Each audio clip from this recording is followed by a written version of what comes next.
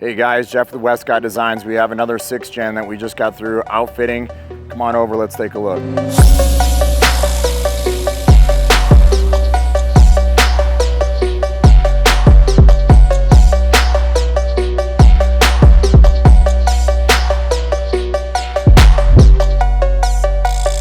So one of the things we did is we said it, instead of doing the Method 703s, we did an Innovate G400. And this is in the polished finish with the black simulated bead ring. We did the 12-point ARP bolts, the polished ones on that. And then what we did is we tied that into the roof rack as well. We did the roof rack sides in polished, or actually in gloss powder coat. And we did the overlay plate here in the back. We did that in a polish. So that matches the face of the wheel. And then all the ARP bolts, the 12-point bolts, all match through here and through here. In this configuration, we ran the new Toyo Open Country RT Pros, and this is a plus 25 offset wheel. So it's got a little bit more poke outside the wheel well on it, looks very aggressive. And then you can see in these new tires, the aggressive lugs on the side. They do ride really nice. Again, I did take the tire pressure from like 35 to 33 down to 31, and I found that 31 was the happy point with the tire pressure and the way that the truck rode. This got a set of our 20-degree, no top plate, DOM, MIG welded rock sliders. You can see very clearly the end caps on the rock sliders and how they just really tie into the lower rocker panel into this. And if you get down here and you look at all the welds and stuff, and that's one of the things we talk about all the time, just where the level of quality is with our company and stuff. And then the radius is on the corners here to match the radius on the lower rocker right here. And then you look here, the way the tube comes in, it dives in right at where it bends. And what we've done is we picked up the line here to the front tube to match in here. And then the back tube, we had it come back in right where it starts to make the bend back here. So you can really see kind of how everything just ties in and design wise. You can see again, where the bend starts to bend here. We brought the tube back in, and then what we did is we carried it out into here. So the gap between the tire and the rock sliders just minimized with that. And then we drew both the back tubes into the frame plates to just give additional strength on the end of the rock slider. So we put the new C-Bond carbon fiber hood. This is the sport design hood you can see with the hood scoop here. And I will tell you this, we had this on our 5th gen 4Runner, and now here we are in the 6th gen with the C-Bond hood. And I want to really talk about this. I'm all about fit and finish and how tight the lines are and how clean the lines are all the way around the hood. And I will tell you this is without question the best fitting hood that I have ever put on a vehicle. Just how perfect it is up through the fenders here. The gap all the way up is exactly the same all the way through. The gap around the front of the headlights here, and then again the gap across the front here.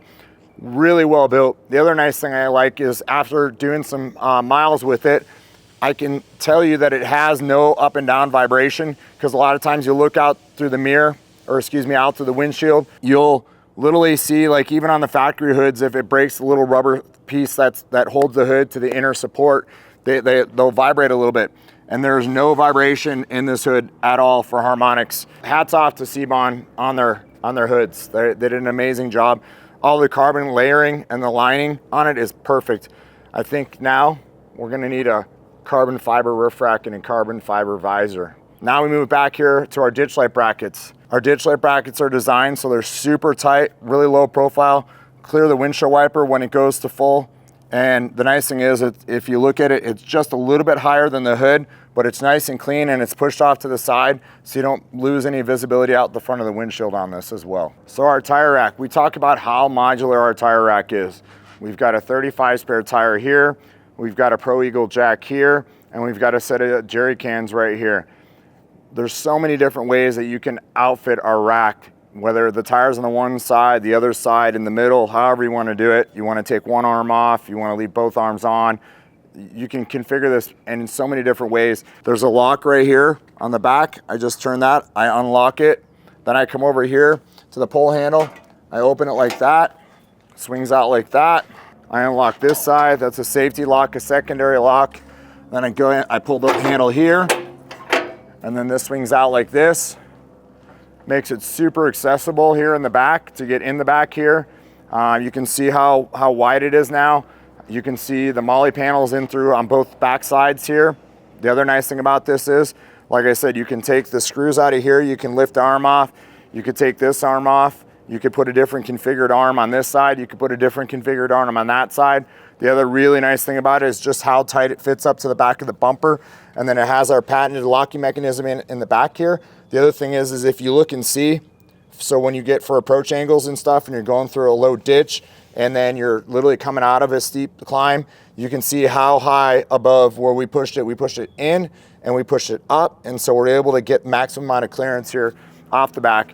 You know, a lot of guys do bumpers. Bumpers are great, but then it's like one of those things, you do a bumper on the back of the truck and you're carrying around an extra 200-300 pounds all the time. The nice thing about this is it can go on and off as easy as you want it to, and you're not carrying all that extra weight and stuff like that. And I can tell you this, when you start getting into more weight on the vehicle, it does affect the fuel economy. Some guys don't care about the fuel economy. Some of those guys, it's very important to them. So they're only carrying when they need this rack. The other nice thing is you can tow with it. It tows up to 10,000 pounds. The nice thing about it is it's right there. It doesn't change anything. And you've brought up your hitch point just a little bit, which is fine. In some cases, it works out better because at where the 4Runner sits to the back off of here, it makes it a lot easier. It makes it a lot more level when they've got a towing something. It's super universal. You can use it in any kind of vehicle with a 2-inch hitch or a 2.5 inch. The other nice thing is that this receiver piece here, when you order it, you can order it in different lengths. This is the shortest one that we have. This is the 2-hole, the shortest one. And this comes just to the back of the trailer hitch out the back and then has the tightest fit to the front. And we have like 4 or 5 different sizes. We also have them for the GXs. We also have them for the the Sequoias, because they have a lower, higher hitch point, which then makes the door closer to it. And so what we're able to do is we're able to get it down tighter on it, and we're able to get the door to clear the arms. It's super universal. We wanted to make something that was like nothing out in the marketplace, and we wanted something that you could configure however you wanted to. We'd love to hear from you, hear some comments on what your thoughts are on this, and even some comments and thoughts on what you think about this new 6th gen and this other configuration that we've set it up as. And we've got some more configurations coming. We've got about 5 in the shop right now. So we're gonna go through these and we're gonna do them differently, and we want to hear from you what you think is the best looking one.